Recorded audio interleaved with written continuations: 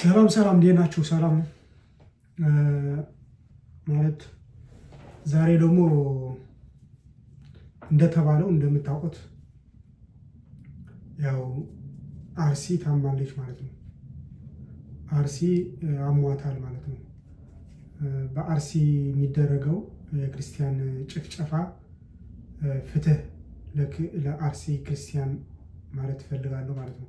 ፍትህ ለአርሲ ክርስቲያን ህዝብ ማለት ነው። እና በዚህ በመቀጠል በእርግጥ እንደምናውቀው ሁላችንም እንደምናውቀው ሰይጣን ሲጋለጥ ዲያብሎስ ስራው ሲጋለጥ እንደዛ ያደርጋል እና ምንም እንኳን ለክርስቲያኖች እንትን ባይሆን ይሄ እንደምታውቁት ምንም አይደለም። ከዚህ ዓለም መለየት በረከት መስዋዕት ቢሆን እንጂ ምንም ኪሳራ አይደለም። እንደው ማለት ያስጠላል እዚህ ዓለም መኖር ማለት ነው። ምክንያቱም ይሄ ዓለም ለክርስቲያናት አልተፈጠረም። ግን እንድንማርና እንድንሰለጥን ነው ወደዚህ ዓለም የምንመጣውና ትምህርታችን ደግሞ የምንማረው ደግሞ ከራሳችን ተሞክሮ ነው።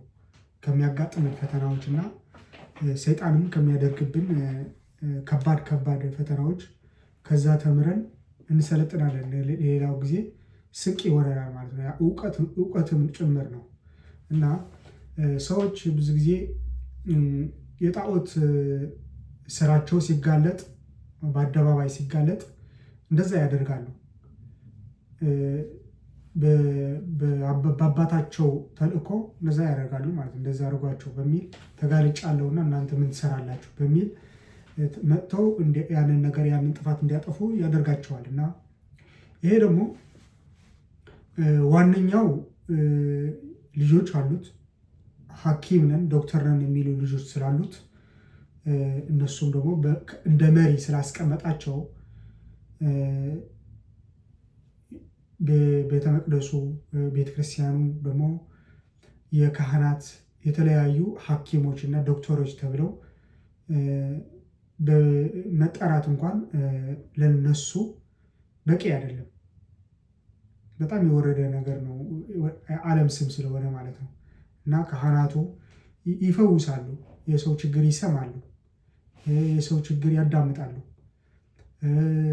ንስሐ ሲገባው ልጆቻቸው ንስሐ ሲገቡ ንስሐቸውን ይወስዳሉ። ምክንያቱም እናውቃለን በዓለም ደረጃ በዓለም እንኳን የሰውን ችግር ለመስማት ከቻልክ ነው እሱ። ምክንያቱም መሸከም አትችልም የሰውን ችግር። ሁሌም ችግር የሚያወራ ሰው ትጠለዋለህ፣ ትርቀዋለህ። ችግር ያጋጠመው ሰው ራሱ ይርቃሉ፣ የዓለም ሰዎች ማለት ነው ይርቃሉ። ችግር የሚያጋጥመው ሰው ሆምለስ ካዩ ይጸየፉታል። ምክንያቱም መስማት አይችሉም። ለዛ የተደረጉ ሰዎች እንዳሉ ነው። እና ኦፊስ አላቸው፣ ደሞዝ